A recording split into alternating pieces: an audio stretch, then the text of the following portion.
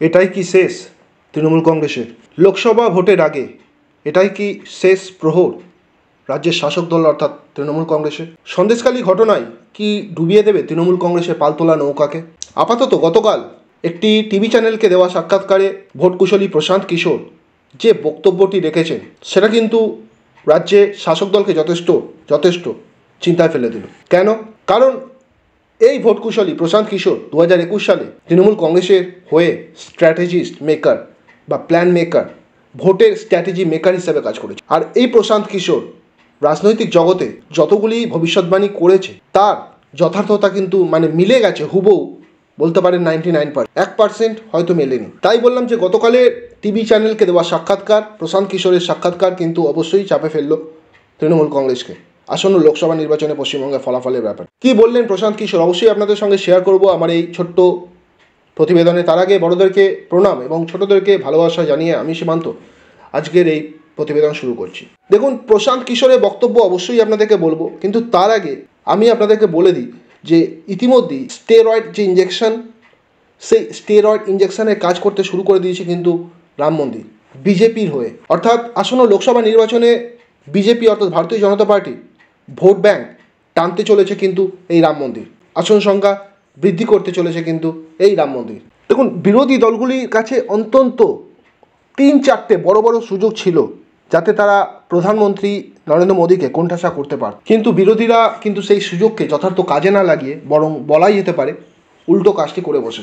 আর BJP অর্থাৎ ভারতীয় জনতা party যদি তৃতীয়বার দেশের সিংহাসনে বসে, সেক্ষেত্রে বিজেপিকে এই তৃতীয়বারের মতো মেয়াদে ফিরে আনার সুযোগ করে দিচ্ছে কিন্তু এই বিরোধী দলগুলি। গতকালের এই টিভি সাক্ষাৎকারে ভোটকুশলী প্রশান্ত কিশোরকে জিজ্ঞাসা করা হয়েছিল যে রাম মন্দির নির্মাণ কি বিজেপির ভোট বাড়াতে সাহায্য করবে।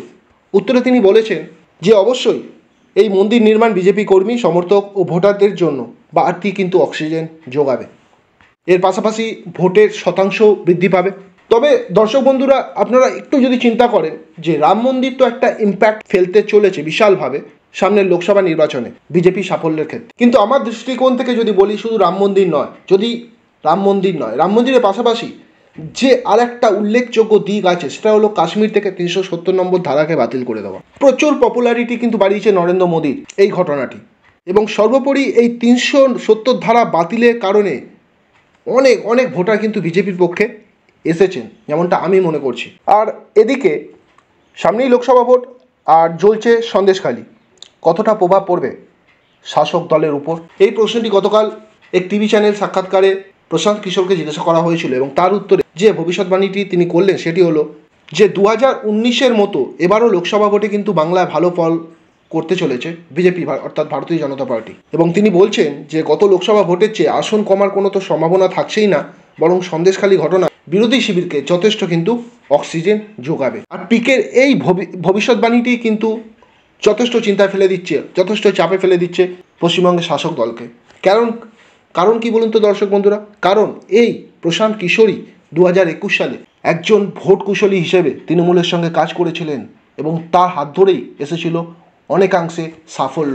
আর সেই ভোট কুশলী করে দিচ্ছে এই ভবিষ্যৎবাণী। তো রাজনৈতিক বিশেষজ্ঞ মহল এটাই চিন্তা করছে যে প্রশান্ত কিশোর যে ভবিষ্যৎবাণী করছে তা অক্ষরে অক্ষরে মেলার সম্ভাবনা কিন্তু 99%। এই সন্দেশখালী ঘটনা নো ডাউট রাজ্যের শাসক দলে ক্ষতি করবে। তৃণমূল কংগ্রেসের জায়গায় যদি অন্য কোনো দল অর্থাৎ সিপিআইএম বা বিজেপি, যে কোনো দল, রামসাম যে কোনো দল এই জায়গায় থাকলে সেই দলেরই কিন্তু ক্ষতি করতো এই সন্দেশখালী ঘটনা।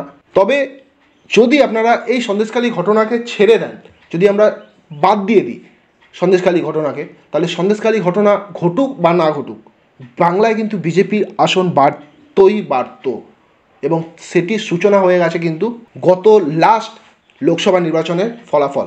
গত লোকসভা নির্বাচনের পর থেকেই কিন্তু এ রাজ্যে অর্থাৎ পশ্চিমবঙ্গে বিজেপির জনপ্রিয়তা চূড়ান্তভাবে বেড়েছে। অতএব গত 12-13 বছর ধরে শাসকের ভূমিকায় থাকা তৃণমূল কংগ্রেসের আগামী দিনে জমি ধরে রাখা, পায়ের নিচের জমি ধরে রাখা কিন্তু কঠিনই হতে চলেছে, যেমনটা পরিবেশ বলছে, মানুষ বলছে, জনতা বলছে। এই ছিল দর্শক বন্ধুরা একটি প্রতিবেদন আপনাদের সঙ্গে শেয়ার করলাম। ভালো লাগলে অবশ্যই লাইক করবেন, আর এরকম যদি আপডেট পেতে চান অবশ্যই আমাদের চ্যানেলে সাথে থাকতে পারেন, চ্যানেলটিকে সাবস্ক্রাইব করতে পারেন। আর এই ব্যাপারে আপনারা কি চিন্তা করছেন? Is it the end of TMC অর্থাৎ তৃণমূল কংগ্রেস? এটাই কি শেষ তৃণমূল কংগ্রেসের এই আসন্ন লোকসভা নির্বাচনের আগে? যদি আপনাদের কিছু বলার থাকে অবশ্যই কিন্তু আমাদের এই ভিডিও কমেন্ট বক্সে আপনারা জানান।